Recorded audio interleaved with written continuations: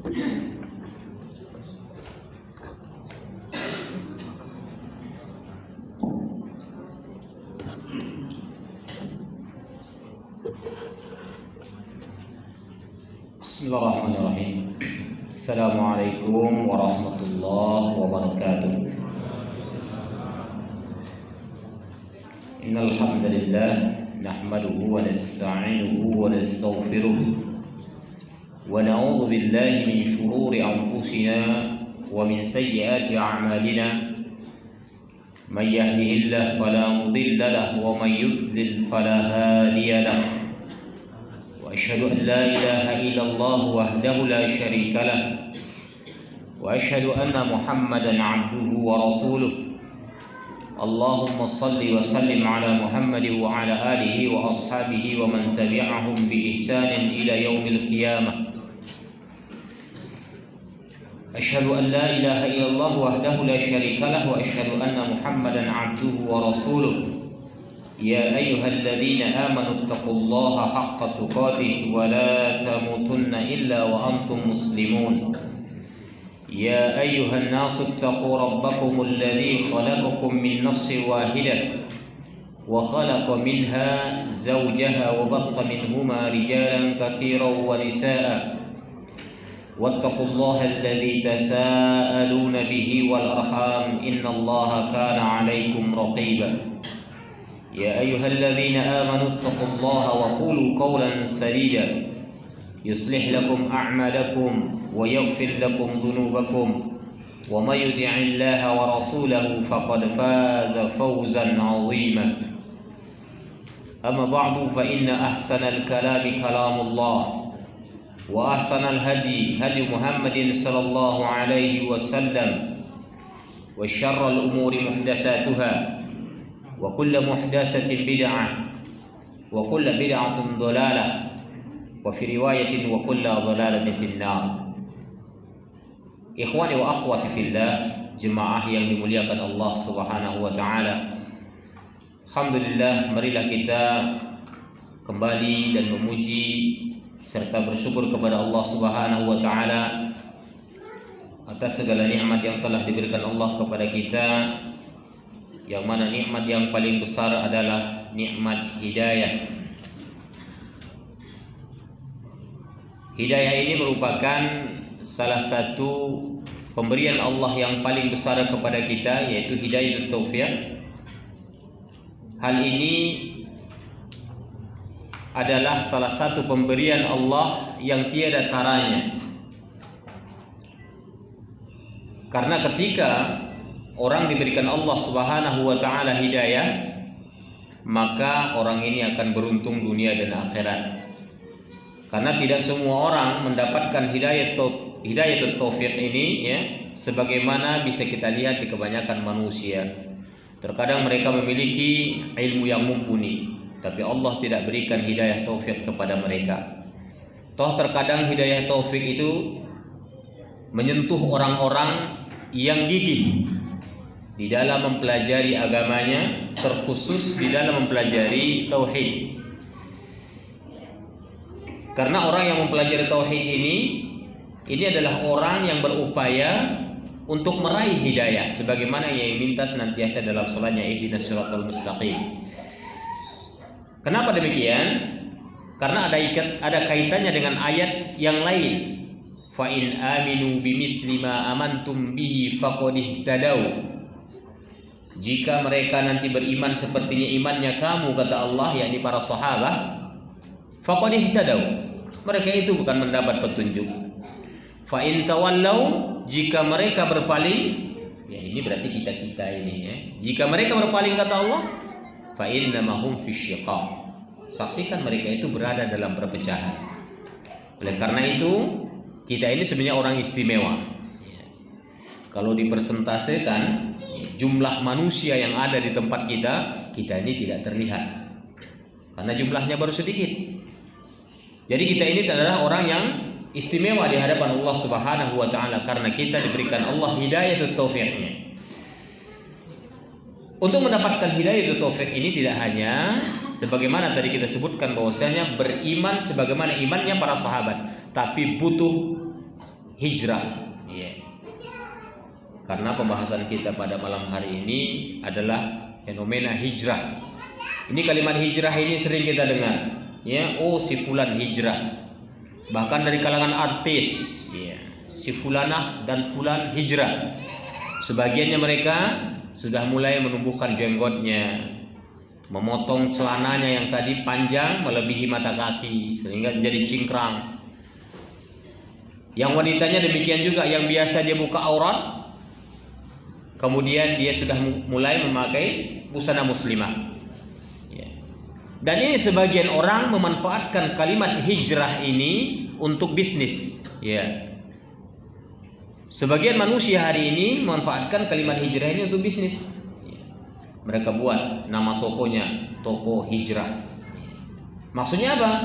Biar orang-orang yang cenderung ya mendalami ajaran agamanya mulai berbelanja di tempat tersebut. Ya.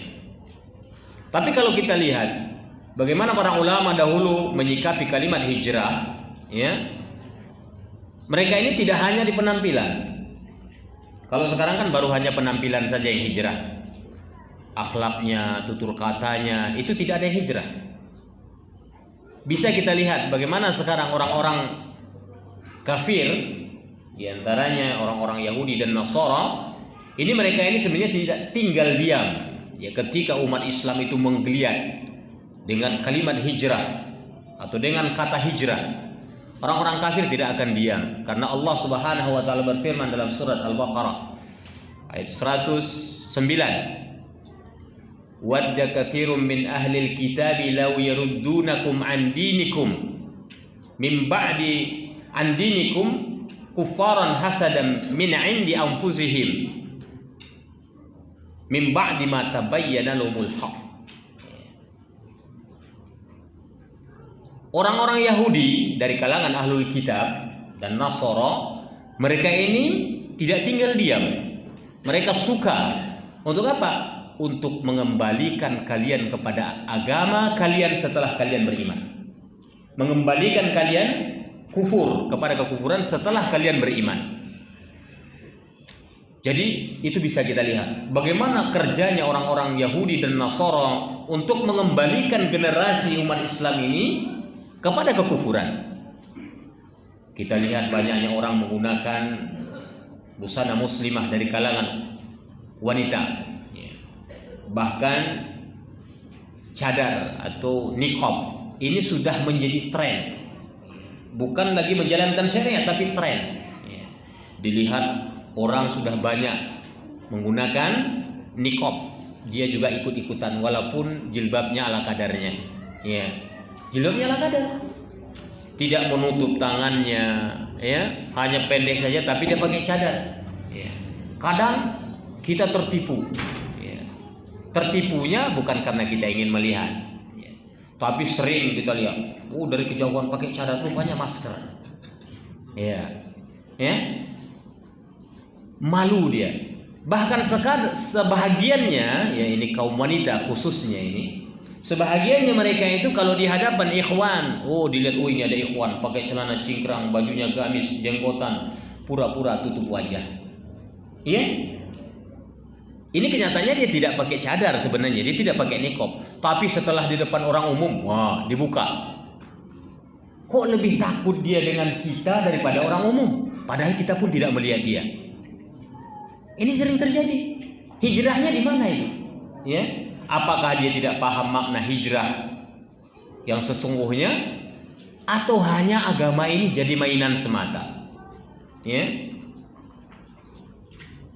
Kalau yang laki-laki, biasanya kalau dia sudah mau motong celananya, ini ada kesungguhan. Beda dengan perempuan. Oleh karenanya, ya perempuan ini kan kalau di dalam hadis disebutkan paling banyak penghuni neraka. Karena hanya apa? Karena tabarruj. Dia merasa sudah memakai busana muslimah tapi tabarrujnya gaya jahiliyah. Ya. Sengaja diperindah alisnya tapi pakai cadar. Ya. Biar sorot matanya lebih tajam. Ini kekeliruan yang besar ketika dia mengatakan diriku sudah hijrah. Yang dulunya memang dia pakai celana ketat, ya barangkali. kemudian dia sudah merasa hijrah, tapi di dalam hijrahnya dia masih melakukan sesuatu yang diharamkan Allah Subhanahu wa taala. Kalau kita lihat lagi bagaimana orang-orang kafir itu ingin menipu generasi kita. Dia membuat media-media, ya di antaranya media sosial, medsos kata orang, ya, atau dumai. Ya, bukan dumai sana ya, dekat bahkan Siapi-api bukan. Dumai itu dunia maya. Ya, maksudnya alias dunia jin. Karena itu bukan dunia nyata. Ya. Di dunia maya bagaimana kita lihat? Bagaimana para ibu-ibu, ya, ibu-ibu bahkan akhwatnya, mereka mengatakan mereka hijrah tapi masih menampilkan foto-foto walaupun pakai niqab. Ya. Ini sebenarnya memancing. Ya. Di situ sudah dihiasi oleh syaitan agar fotonya itu senantiasa dipandangi, dilihat, bahkan ada nomor teleponnya, bisa dijapri dan lain sebagainya. Ini ada apa sebenarnya? Apakah demikian hijrah yang diajarkan oleh Rasulullah SAW kepada kita? Jauh.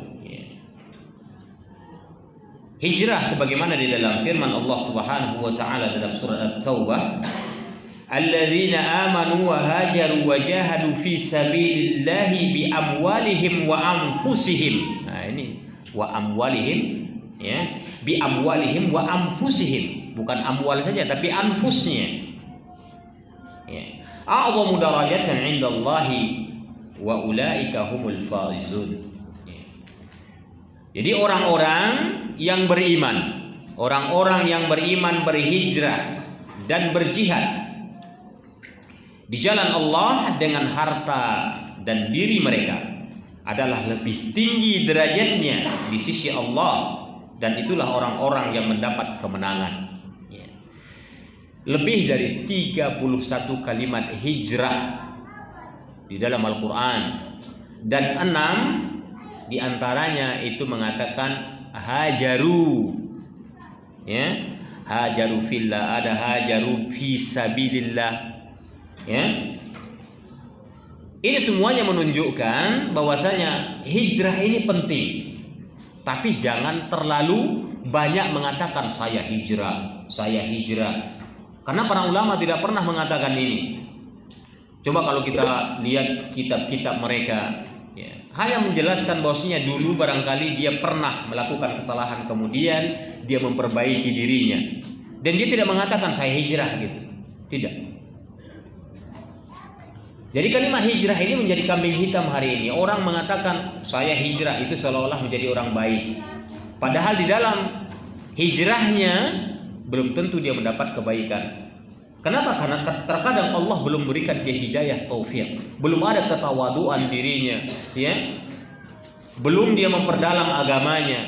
Ya, orang sekarang kan kalau sudah dikatakan hijrah, ya, hanya ganti kostum saja, hanya ganti kostum. Ya. Dulunya dia menjadi orang yang betul-betul ya tidak kenal dengan agamanya.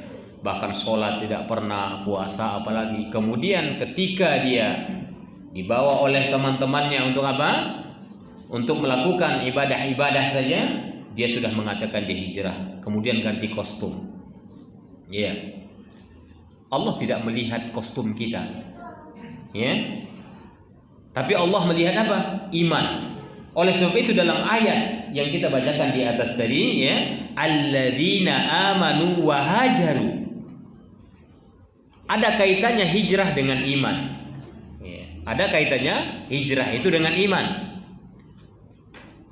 Karena orang yang hijrah itu memang harus beriman. Sementara iman ini tidak hanya kita katakan amantu billah, enggak cukup. Tapi butuh ilmu. Oleh sebab itu kaitannya kepada apa? Ilmu tentang keimanan.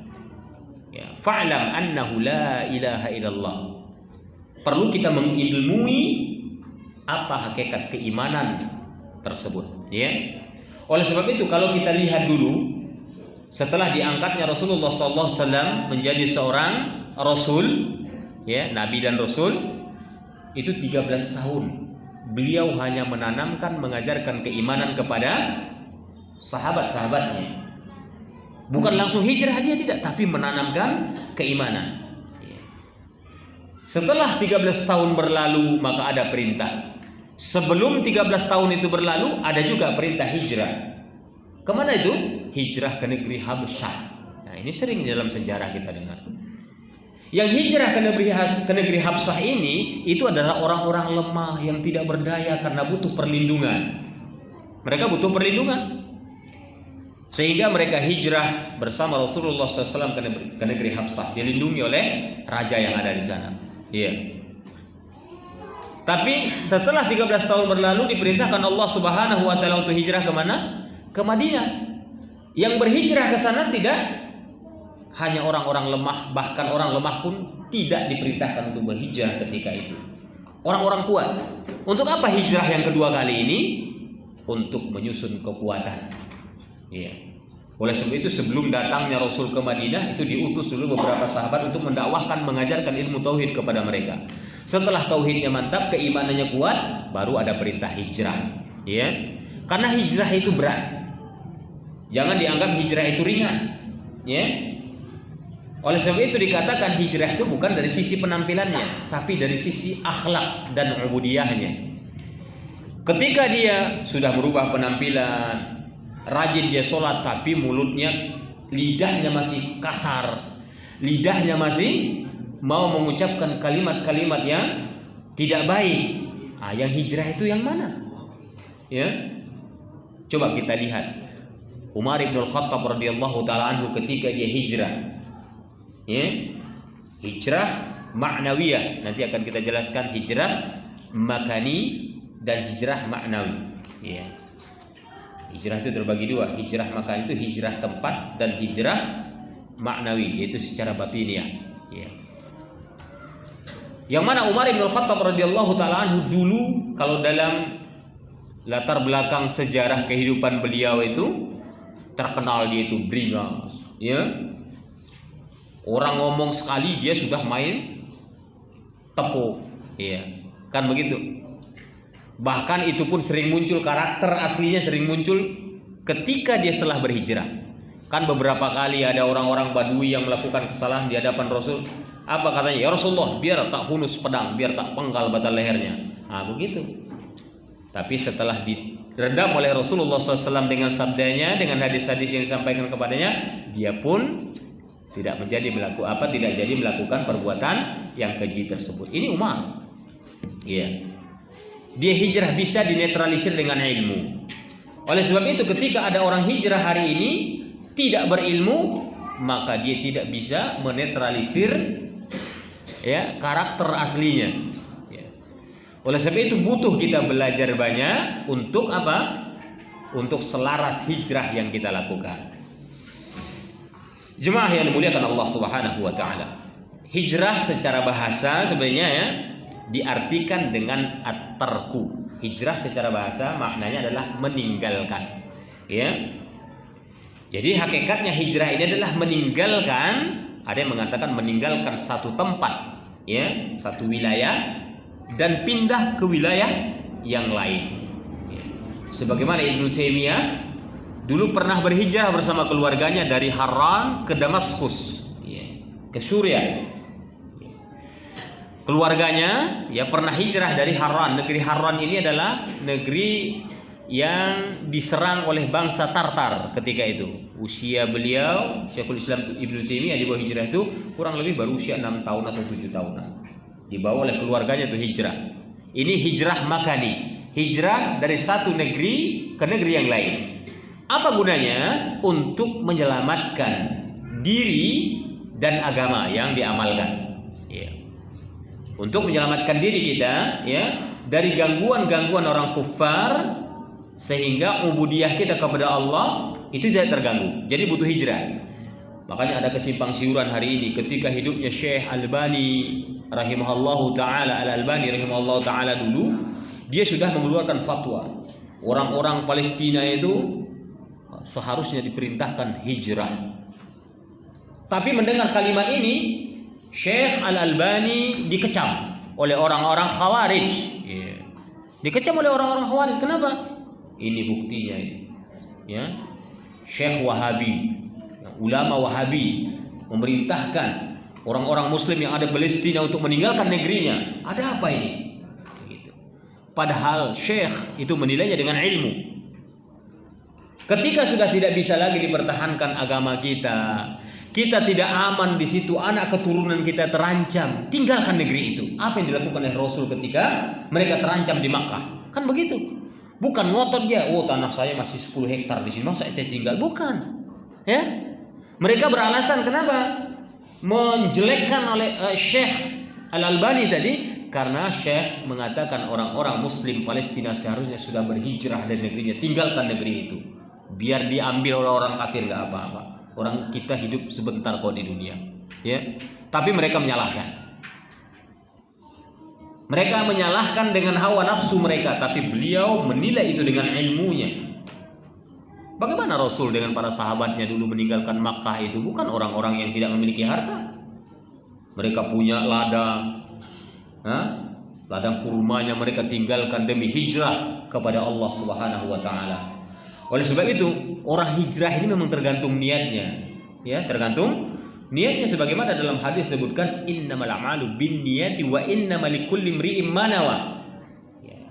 Faman kanat hijratuhu ila Allah wa rasul fa hijratuhu ila Allah wa rasul. Jadi siapa saja niatnya memang hijrah karena Allah, ya maka dia dianggap hijrahnya untuk Allah dan Rasulnya. Faman kana hijratuhu lidunya, barang siapa hijrahnya itu untuk dunia, fa hijratuhu ila ma hajara ilaihi wa imratu wa man kana hijratuhu lidunya wa imra'atun yankihuha, atau mungkin karena wanita yang mau dia nikahi, fa hijratuhu ila ma hajara ilaihi, maka hijrahnya ya sesuai dengan niatnya tadi. Iya.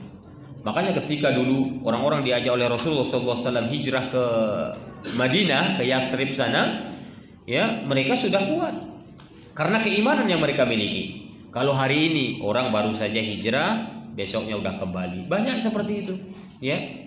Ana masih teringat ada dulu teman, ya, tapi itu kurang lebih tahun 90-an.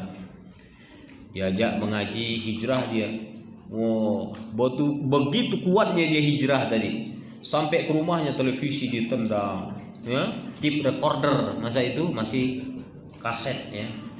Dibanting, ya, alat-alat elektronik semua dihancurkan sama dia. Ibunya pun bingung, ini anak saya sudah gila. Nah, sepekan setelah itu dia kembali mabuk-mabukan. Ya. Kenapa? Karena tidak memiliki ilmu di dalam agama yang dia tempuh tadi. Ya.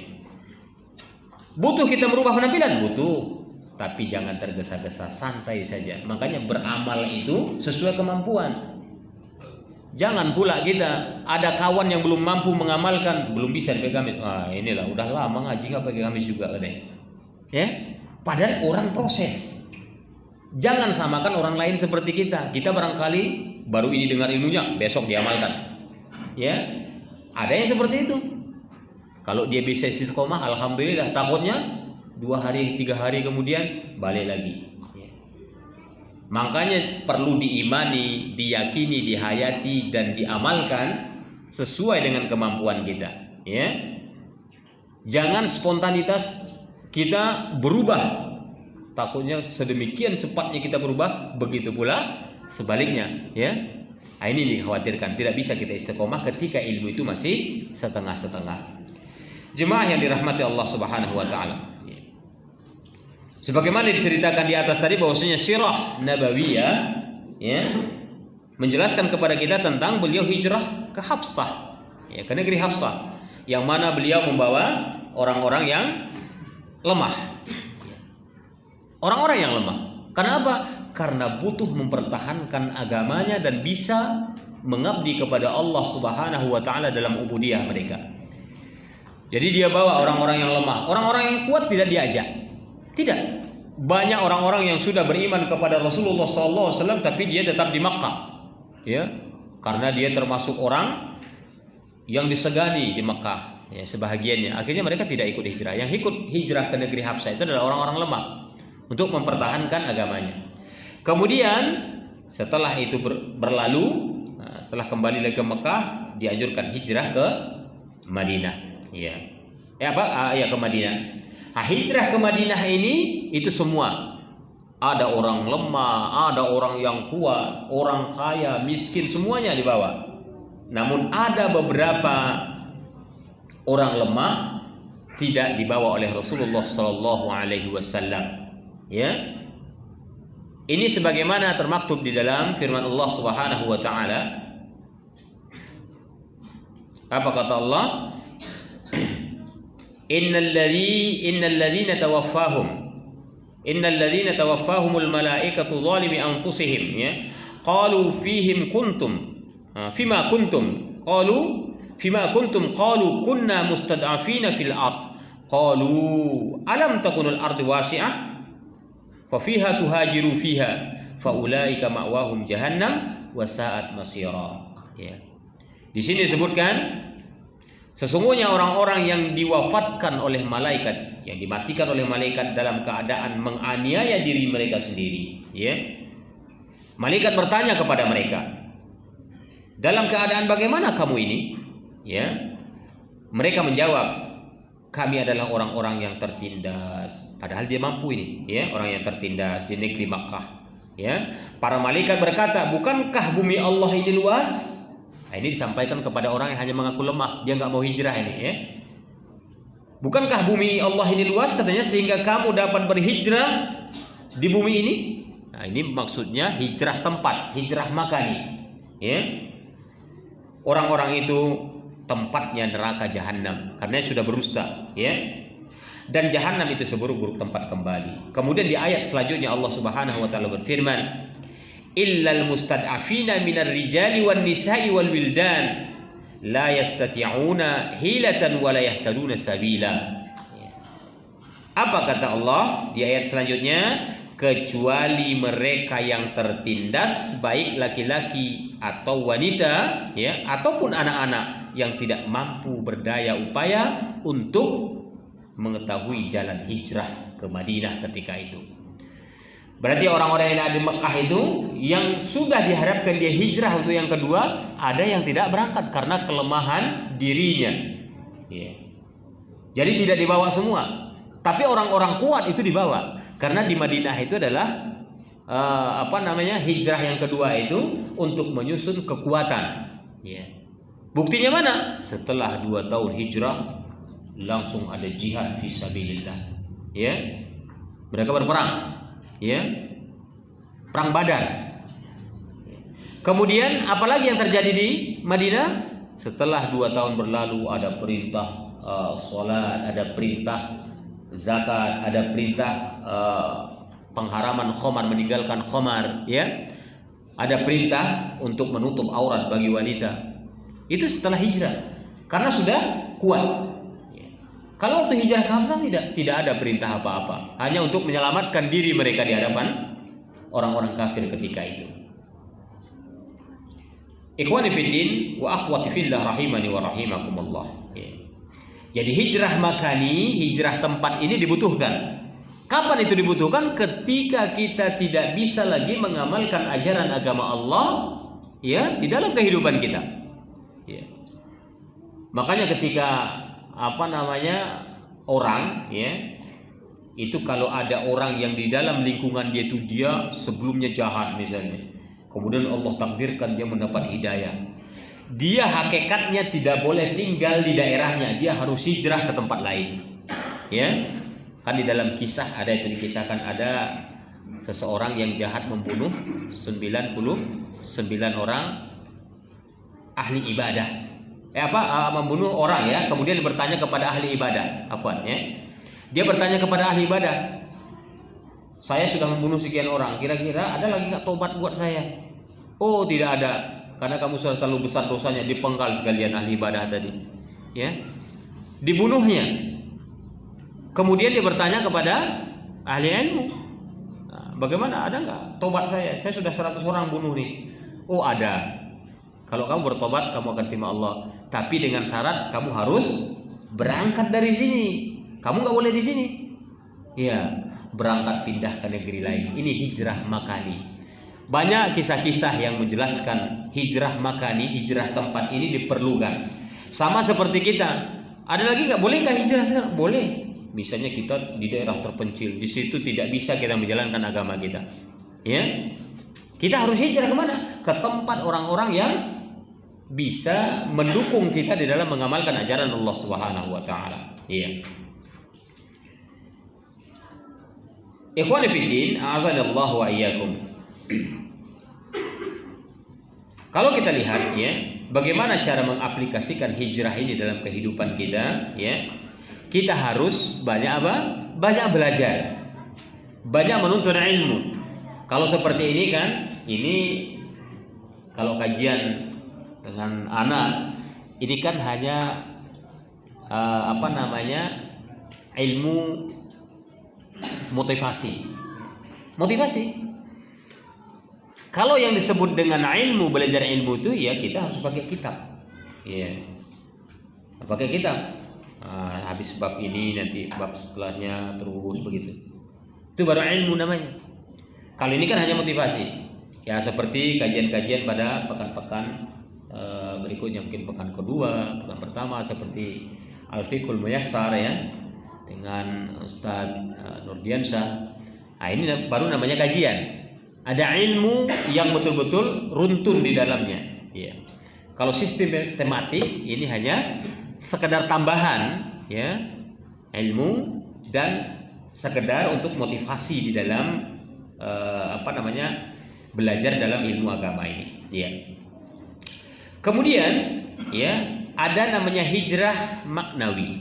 Ya, hijrah maknawi ini yaitu yang kita sebutkan tadi, hijrah secara batiniah, hijrah diri ya, secara hati. Ini namanya hijrah maknawi ya. Selain pengertian hijrah makani, hijrah tempat tadi, di dalam terminologi Islam ya, hijrah juga mempunyai arti meninggalkan segala bentuk yang dilarang Allah Subhanahu wa taala. Ketika seseorang sudah mulai meninggalkan apa-apa yang dilarang Allah, kemudian dia berupaya untuk menjalankan apa yang diperintahkan Allah, ini namanya hijrah maknawi. Ya. Makanya kalau hijrah itu jangan karena orang lain. Hijrah itu harus karena Allah. Biar dibantu Allah kita mengamalkan ajaran agamanya. Tapi kalau karena orang lain, ya cepat memudar. Ya. Makanya di dalam firqah-firqah sesat yang ada di Islam, ya, seperti Mu'tazilah, seperti Khawarij misalnya, ya. Ini kelompok-kelompok ini biasanya doktrinisasi itu dilancarkan kepada jemaah-jemaahnya. Doktrin bukan dengan ilmu. Dan itu cepat memudar. Hijrahnya paksaan, karbitan, ya. Seperti itu, ya. Tapi kalau hijrah maknawi kita pahami dengan ilmu, ya. Kita berupaya meninggalkan apa yang dilarang Allah, kemudian berupaya mengamalkan apa yang diperintahkan Allah dengan ilmu. Maka kita ya dibantu Allah Subhanahu wa taala mengamalkan ajaran agamanya. Makanya hakikat takwa ini ada kaitannya dengan hijrah. Takwa itu adalah mengamalkan sesuatu, mengamalkan ajaran Allah sesuai dengan ilmu dari Allah. Ya, sesuai dengan ilmu dari Allah, tidak bisa kita buat sendiri. Ya. Makanya orang-orang ahlul bid'ah ya, dia sulit sekali untuk untuk kembali kepada ajaran yang benar. Kenapa? Karena dia ya beranggapan apa yang dia lakukan itu adalah satu kebenaran, padahal itu bukan dari Allah. Ya. Bukan dari Allah Subhanahu wa taala. Jadi hakikat ketakwaan itu adalah mengamalkan ajaran Allah sesuai dengan ilmu dari Allah. Kalau tidak sesuai dengan ilmu dari Allah, berarti itu bukan ajaran agama. Kemudian meninggalkan apa yang dilarang Allah sesuai dengan ilmu dari Allah. Jadi untuk meninggalkan larangan pun kita harus mengilmui dari apa yang diajarkan Allah Subhanahu wa taala, ya. Oleh sebab itu, ya, orang yang meninggalkan segala bentuk yang dilarang Allah Subhanahu wa taala, maka dia itu termasuk orang yang hijrah di dalam agamanya. Ya. Sebagaimana Rasulullah SAW bersabda di dalam hadis Imam Bukhari dan Muslim, apa kata Rasul? Orang-orang yang berhijrah itu adalah orang-orang yang meninggalkan apa-apa yang dilarang Allah Subhanahu wa taala. Jadi orang yang berhijrah, orang yang hijrah dalam agama itu adalah orang yang meninggalkan apa-apa yang dilarang Allah Subhanahu wa taala. Hadis diriwayatkan oleh Imam Bukhari dan Muslim. Ya. Jadi kalau orang tersebut berupaya meninggalkan apa yang dilarang Allah, ini berupaya hijrah dia berarti. Tapi toh nyatanya kita kembali kepada apa yang kita sampaikan sebelumnya tadi. Bagaimana orang-orang anak-anak muda hijrah sekarang? Ya, nah, coba kehidupan mereka di dunia maya itu bisa kita lihat. Dia mengatakan dia sudah hijrah, tapi toh dia masih melakukan apa yang dilarang Allah Subhanahu wa taala. Ya. Di antaranya ya di medsos ini ya. Ini kalau medsos ini tidak hati-hati, kita ini bisa terjerumus kepada perbuatan yang dilarang Allah, padahal itu orang-orang hijrah. Ya. Orang-orang yang mengatakan dirinya hijrah suka memposting minuman. Kerjaan orang hijrah itu. Suka memposting makanan, subhanallah. Ya. Ini dilarang dalam agama kita memposting makanan ataupun minuman. Betapa banyaknya manusia hari ini tidak mampu memakan seperti makanan yang kita konsumsi. Bagaimana perasaan mereka? Kita sudah menyakiti. Ya. Terkadang apa yang kita lihat di dunia ini kita foto kemudian kita posting. Terkadang dia jalan-jalan kemana, kemewahan hidupnya diposting di dunia maya. Itu dia mengatakan saya ini orang hijrah, manhajnya beriman. Disebutnya dari manhaj dia, ya, mengakunya salafi, ya, manhaj salafi. Oh, kalau apa namanya debat kusirnya di situ luar biasa. Makanya berhati-hatilah ketika kita menggunakan dunia maya kalau kita mengaku diri kita sudah hijrah kepada Allah Subhanahu wa taala. Demikian juga menulis. Ya.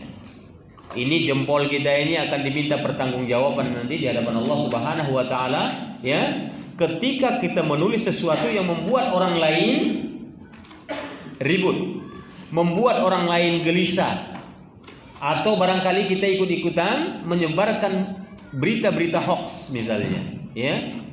Apalagi sekarang virus apa katanya? Corona di Wuhan, ya. Orang mengatakan Wuhan itu negeri Islam. Apa mayoritas penduduknya muslim? Bukan. Siapa bilang muslim mayoritas? Kalau di Xinjiang ya, di Xinjiang itu mayoritas muslim. Oleh sebab itu ketika ada berita-berita yang kita tidak tahu kepastiannya, jangan ikut memposting. Kita kena dosanya. Ya. Kita kena dosanya.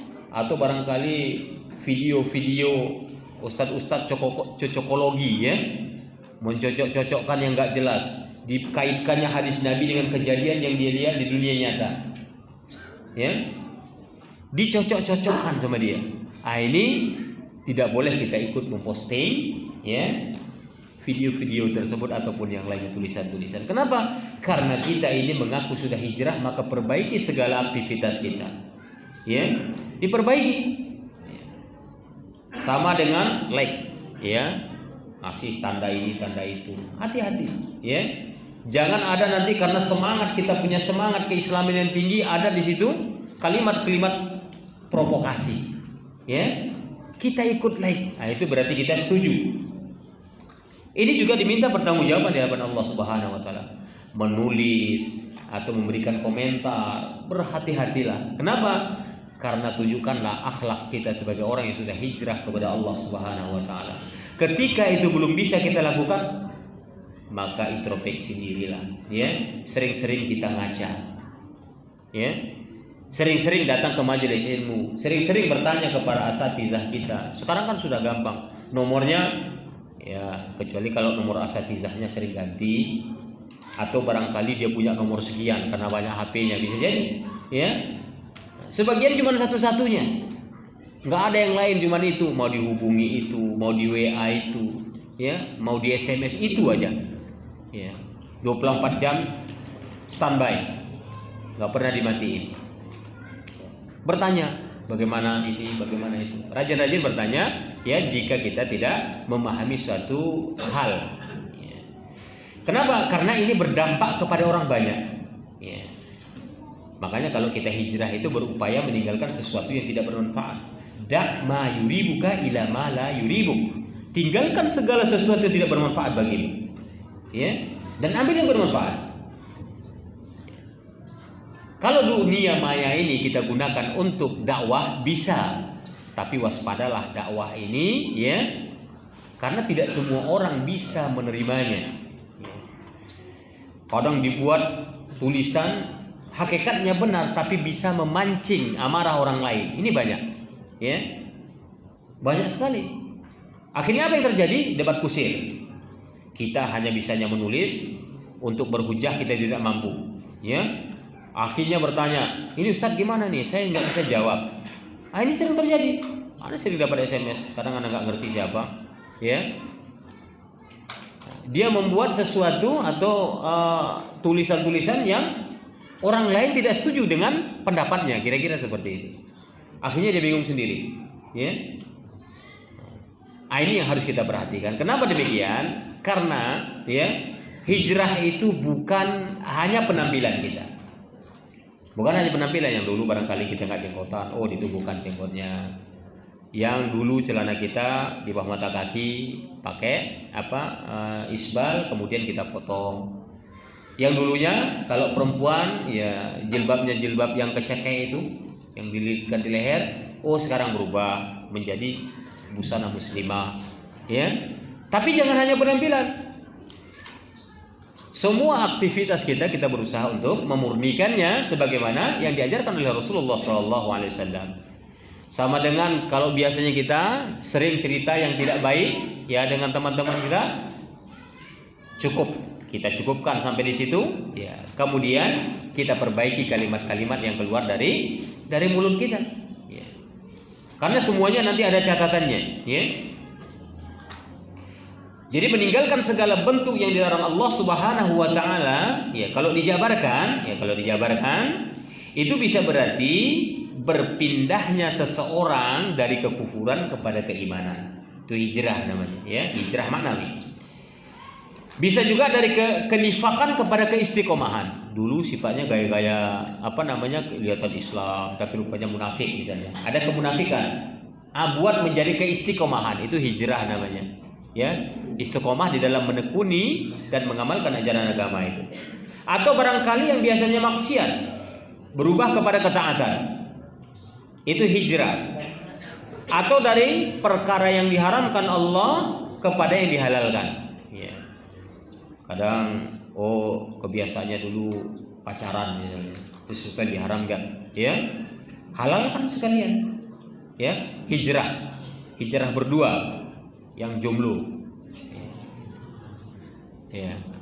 Kok betah kali jomblo, ya sebenarnya bukan betah kali, ya. Alasannya ini sudah takdir, insyaallah, ya. Ada jomblo sudah takdir. Jangan kita menjadi orang jabariyah, ya, pasrah sama takdir, ya. Tidak boleh. Ada upaya, ya. Kalau malu nanya si fulanah itu, tanya sama teman, kenal sama Pak, tolong tanyakan. Enggak apa-apa.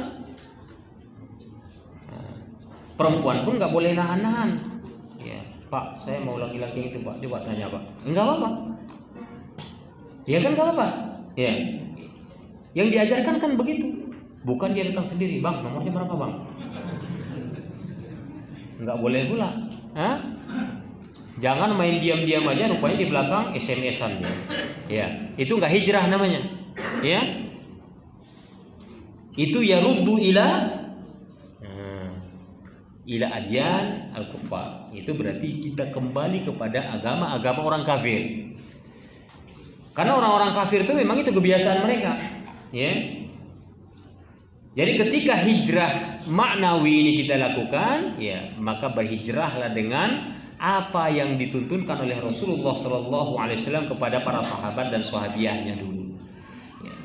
Mereka itu kalau sudah dikatakan hijrah, ya, mereka tidak tanggung-tanggung. Oleh sebab itu keimanan yang ditanamkan oleh Rasul kepada mereka ini, ya, betul-betul keimanan yang diajarkan Allah Subhanahu wa taala kepada Rasulullah SAW. Makanya belajar tauhid itu nggak pernah putus sebetulnya. Jangan kita bosan. Kenapa? Jangan kata, wah, tauhid lagi. Ya. Ini pernah dalam satu kisah, ada seorang syekh. Dia punya beberapa murid, ya. Kemudian syekh itu membahas setiap hari tentang tauhid, ilmu tauhid. Kemudian muridnya ada yang nyeletuk, Aduh, katanya, kok tauhid aja katanya.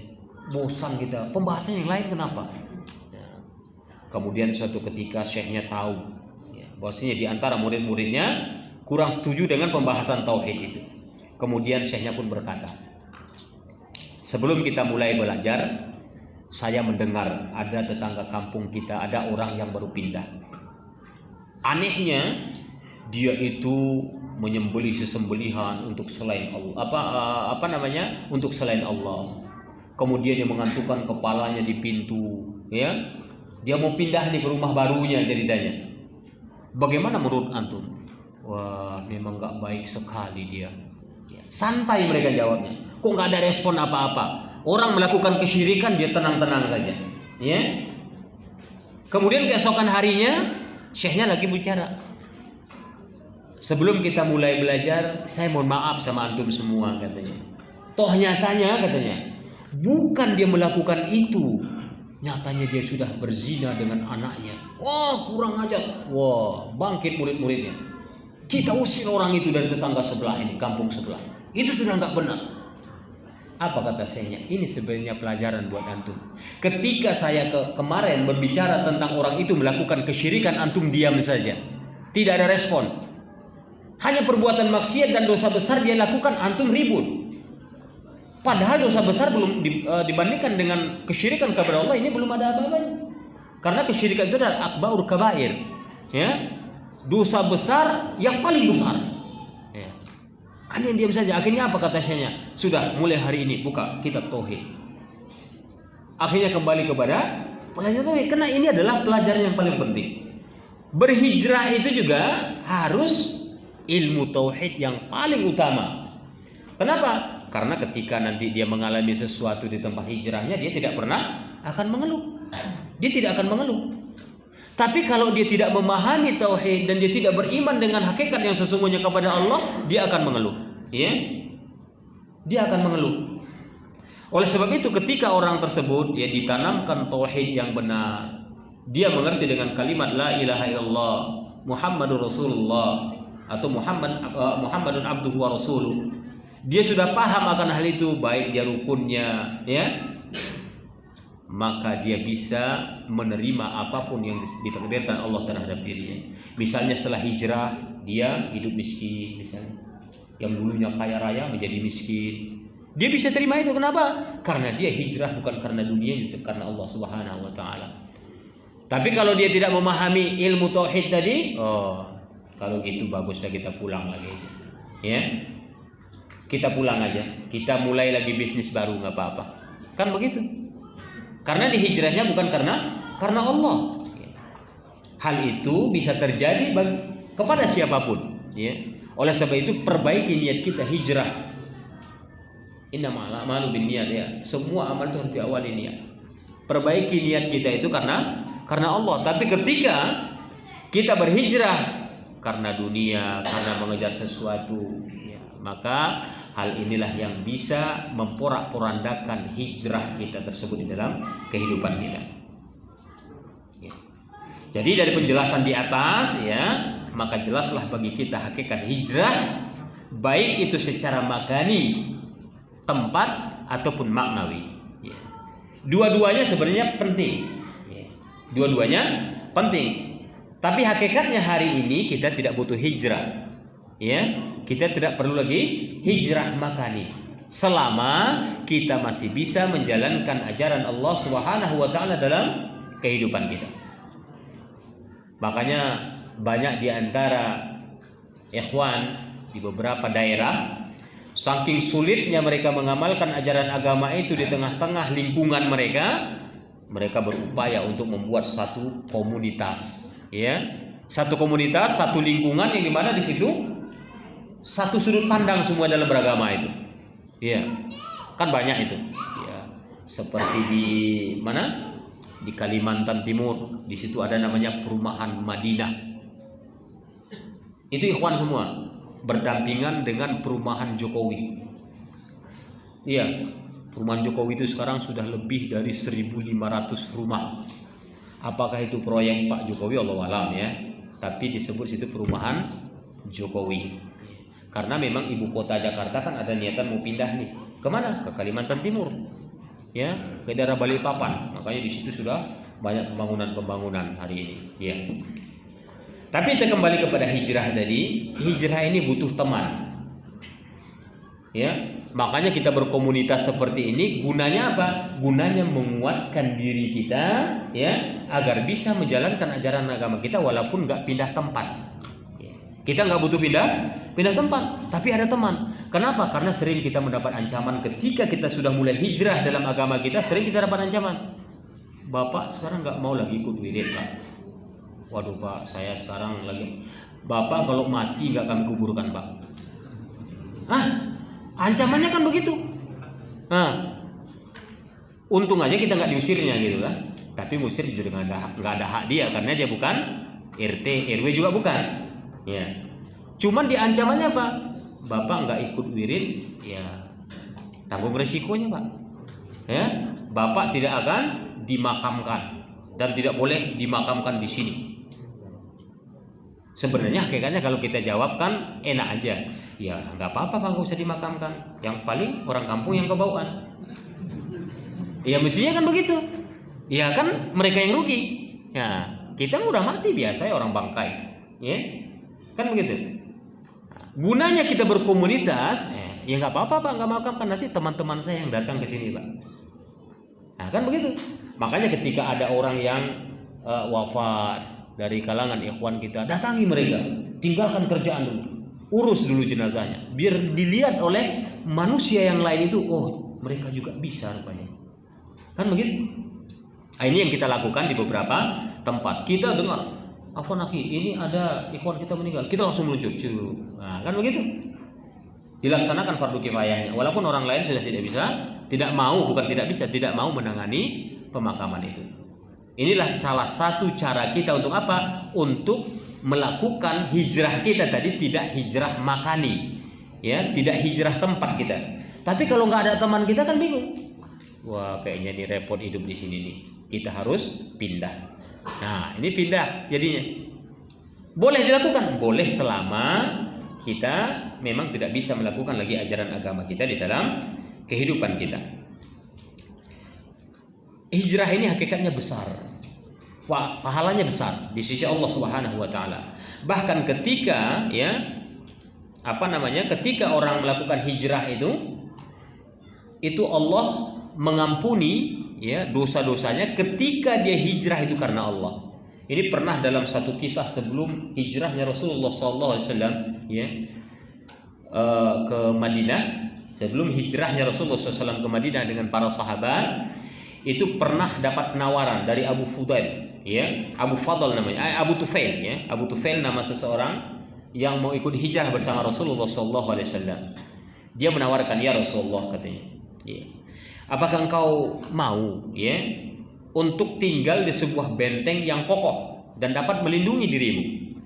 Maksudnya penawaran itu nggak usah aja hijrah ke Madinah, dalam benteng ini aja udahlah. Diserang pun sama orang-orang kafir Quraisy nggak mampu dia. Kira-kira kan seperti itu. Kemudian disebutkan oleh perawi hadis, ini arti yang kita bacakan. Dia mengatakan benteng tersebut adalah milik orang-orang suku Daus di masa jahiliyah, yaitu ada salah satu suku di Makkah itu, mereka punya benteng sukunya untuk mempertahankan diri atau mempertahankan sukunya. Kemudian jawab Rasulullah SAW, tidak, kata Nabi, karena dia lebih memilih untuk berhijrah ke kota Yathrib, yang mana di sana sudah banyak orang yang mendukung dakwahnya. Jadi Rasul menolak tawaran dia untuk berdiam di benteng tadi untuk mempertahankan diri. Kemudian ketika Nabi SAW berangkat ke Madinah, maka Abu Tufail bin Amru, Abu Tufail tadi yang menawarkan tadi, dia ikut berhijrah dengan seorang laki-laki dari sukunya. Seorang laki-laki ini, dia tidak seperti Abu Tufail ini.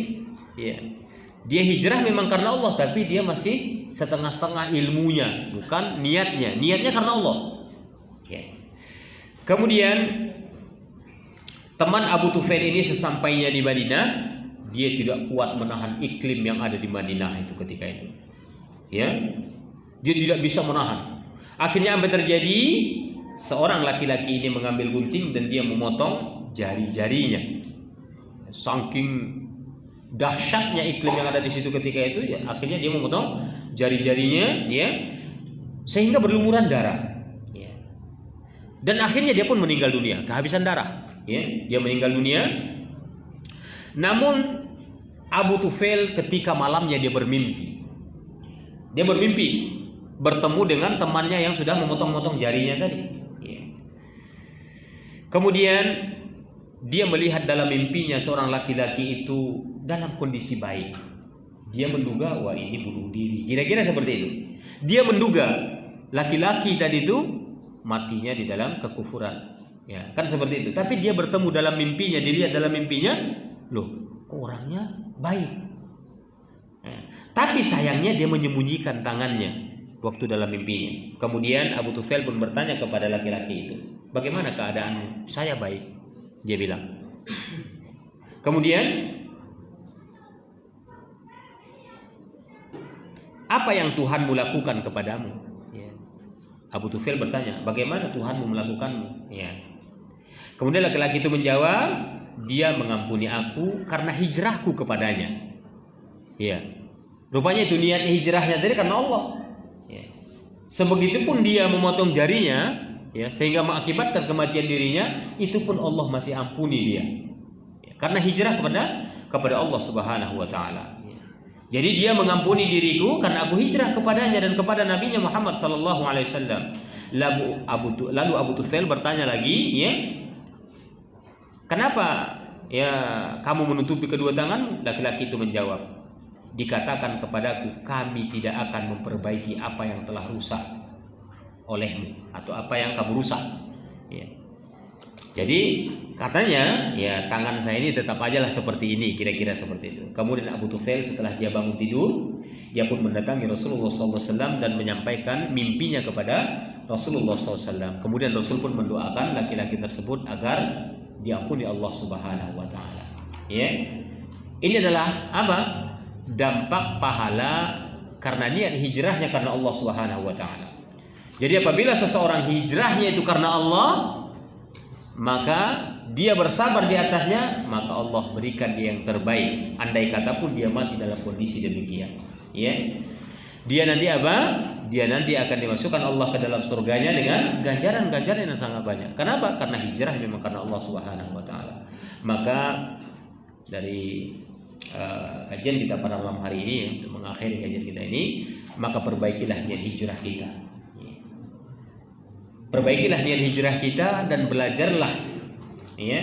Kenapa demikian? Karena ketika kita tidak belajar hanya niatnya hijrah saja, tapi belajar anteng saja, membaca jarang, ya, hadir ke majelis ilmu sesekali, ya, alasannya jauh, hujan pula, ya bisa dimaklumi, ya.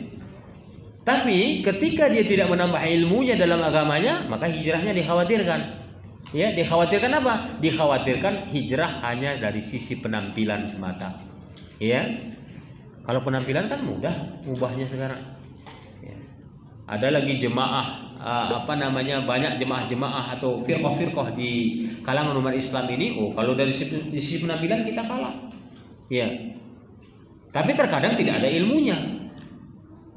Makanya mereka itu memanfaatkan doktrinisasi. Kalau kita Ahlus Sunnah wal Jamaah bukan doktrin tapi ilmu. Ya. Kalau doktrin itu sementara, memudar dia. Tapi kalau ilmu yang jaga kita. Begini, kalau begini dalam Allah, begini, ilmu, semuanya ilmu.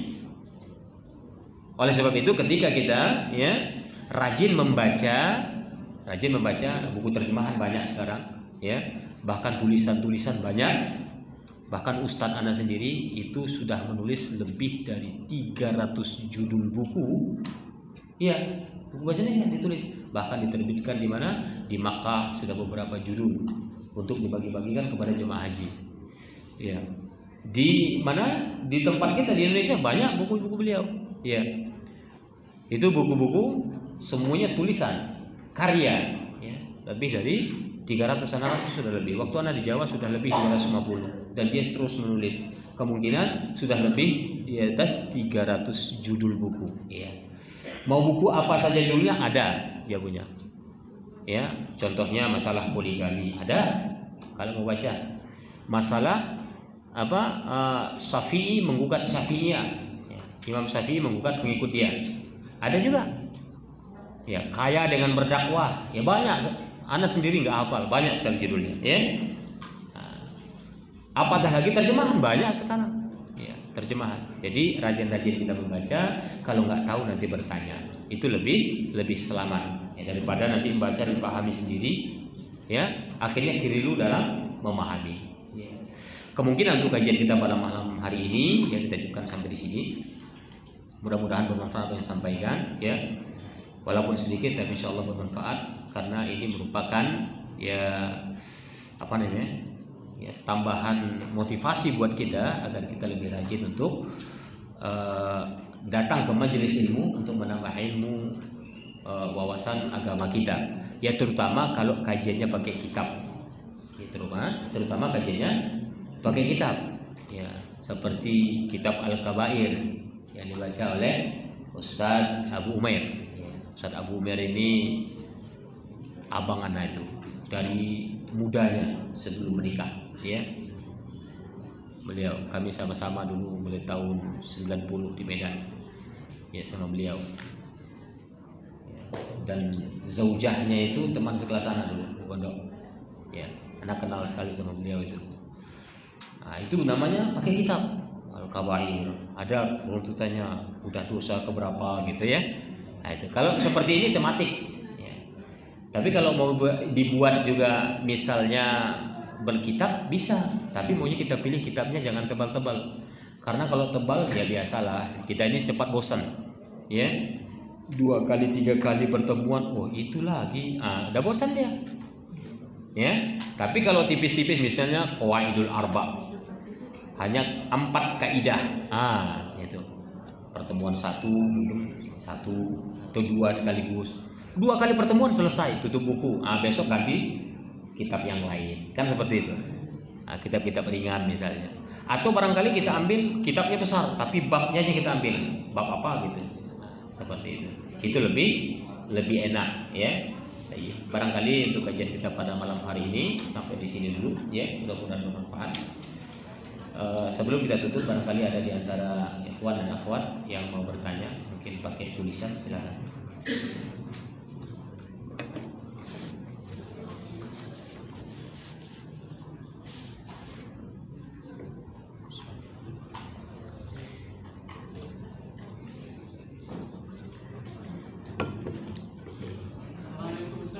Waalaikumsalam warahmatullahi wabarakatuh. Ya, Pak. Pindah dari alam dunia ke alam gaib atau alam kubur, apakah itu boleh dikatakan hijrah juga?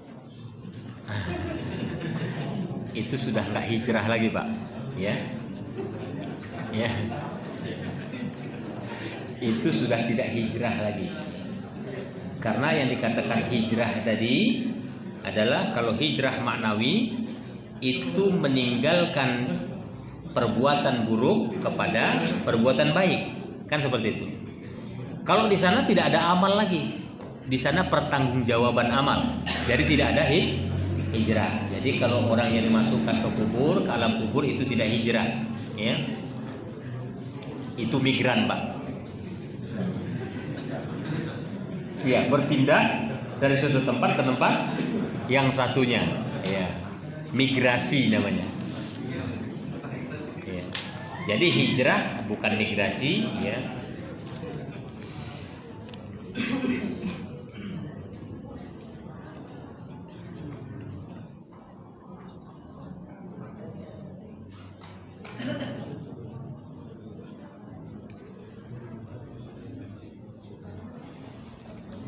Assalamualaikum salam. Di masjid biasa saya sholat Jumat 2 kali azan.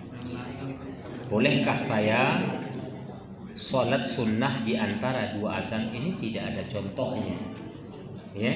Tapi kalau kebetulan kita itu datang mungkin setelah selesai azan pertama mereka Ya kita sholatnya bukan karena sholat sunnah di antara dua azan, tapi sholat tahiyatul masjid. Niatnya begitu, ya. Tapi kalau kita sudah nongkrong dari tadi di situ, karena kita mengambil fadilah-fadilah atau pahala-pahalanya, ya datang pertama dapat sapi, dapat unta gitu ya. Nah, duduk di saat pertama sholat sunnah dulu, sholat tahiyatul masjid. Kemudian penuh orang mulai azan, jangan bangkit pula. Ikut pula sholat sunnah karena nggak ada tuntunannya, ya. Tidak ada satu dalil pun yang menjelaskan tentang sholat sunnah di antara dua azan itu. Seperti itu. Dulu di zaman Utsman bin Affan, azan itu memang 2 kali, tapi azan yang pertama itu ya untuk mengingatkan orang-orang karena waktu Jumat sudah dekat, ya. Waktu Jumat itu sudah hampir tiba. Itu diazankan di luar, di pasar-pasar itu, ya. Datang sekarang waktu azan yang memang masuk waktu azan, ya. Kemudian waktu khatib naik mimbar azan pula sekali lagi. Nah, ini nggak tepat, ya. Salah di dalam penerapan. Kalau setengah jam lagi sebelum masuk waktu azan dia biar teringat orang, nggak apa-apa. Seperti menjalankan sunnahnya Utsman bin Affan, ya. Tapi sebagian ulama yang mengatakan ya sudah adanya pengeras suara sampai seperti sekarang ini, ya nggak butuh lagi dua azan. Oh di Mekah masih, ya mereka mungkin menjalankan sunnah Utsman bin Affan. Ya kita juga tidak salahkan kalau mereka melakukan. Para ulama juga demikian. Ya. Karena sunnahnya sahabat itu adalah sunnah Rasul. Loh kok bisa? Iya. Karena sudah dijamin oleh Rasulullah SAW, alaikum bisunnati wa sunnatil khulafai rasyidin al-mahdiyyin addu 'alaiha bin nawajid. Ada. Ya. Jadi kalau seperti ini tadi, kalau kita sudah duduk di dalam masjid tadi, azan orang pertama, kemudian azan kedua, jangan pula ikut sholat, duduk saja nggak apa-apa. Sekarang orang udah paham kok. Ya, duduk pun kita, orang pun nggak heran. Wah ini Muhammadiyah nih. Nah paling gitu. Nggak Muhammadiyah, paling Wahabi nih. Ya. Bapak tahu Wahabi? Enggak. Nah, begitu biasanya begitu, karena nggak kenal dia.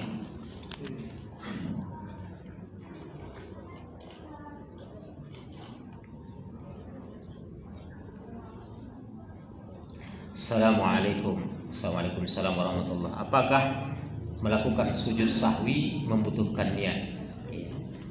Sebenarnya sujud sahwi ini ketika kita melakukan kesalahan. Pas kita melakukan kesalahan sudah tahu, ya, di rukun sholatnya tadi atau di wajib sholatnya, wajib sholat itu kita salah. Kemudian nanti di akhir kan sudah mau melakukan sujud sahwi sebelum salam atau setelah salam. Ya niatnya spontan di situ. Ya. Tidak ada, makanya niat itu di dalam hati, ya. Ya. Jangan pula dibuat dilafazkan pula, ya. Untuk sujud sahwi pelapasannya susah pula karena dalam sholat, ya kan begitu. Nah, makanya walaupun ada berniat kita sujud sahwi nanti karena melakukan kesalahan itu kan sudah ada niat dalam hati sini sujud sahwi itu niatnya, ya. Jadi tidak ada niat khusus, ya, sebagaimana yang diduga atau dianggap oleh sebagian orang, ya. Ada berapakah sebab-sebab sujud sahwi? Ya sebab sujud sahwi ini satu, ya. Jadi nggak banyak sebab-sebab gitu. Satu sebab. Sebabnya apa? Sebabnya dia melakukan kesalahan di dalam wajib sholatnya atau di dalam rukun sholatnya. Ya. Misalnya dia tidak ruku, misalnya, kebablasan sujud. Ya, misalnya ini. Berarti dia melakukan kesalahan. Ya di situ letaknya, nggak perlu berdiri lagi sujud ruku, enggak. Langsung aja diganti dengan sujud sahwi, ya. Karena dia sudah melakukan kesalahan di dalam wajib atau rukun sholatnya. Karena dalam sholat kita itu kan ada rukun sholat, ada wajib sholat, ada sunnah sholat, ya. Jadi kebanyakan wajib sholat itu terdapat di dalam rukun sholat. Karena rukun itu kalau ditinggalkan sengaja, tidak sengaja, batal. Itu rukun namanya. Contohnya takbiratul ihram, itu rukun bukan? Wah, saya nggak sengaja tadi langsung begini aja. Ya nggak sah juga sholatnya. Walaupun dia lupa. atau mau baca Fatihah misalnya.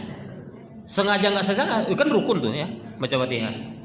La sholata liman lam yaqra bi Fatihatil kitab. Ya. Nggak sah sholat orang yang nggak pakai Fatihah. Ya sengaja nggak sengaja ya batal gitu. Ya. Kemudian ruku itu rukun atau wajib? Rukun atau wajib sholat? Di dalam rukun termasuk dalam wajib, ya wajib sholat namanya. Ya. Ketika kita lupa ruku, ya sujud sahwi, nggak batal. Beda sama takbiratul ihram tadi, ya kan? Nah, kalau sengaja baru batal. Sengaja pula nggak ruku kan? Tapi kalau lupa, maka sujud sahwi seperti itu. Ya, itu saja. Oke, sudah cukup.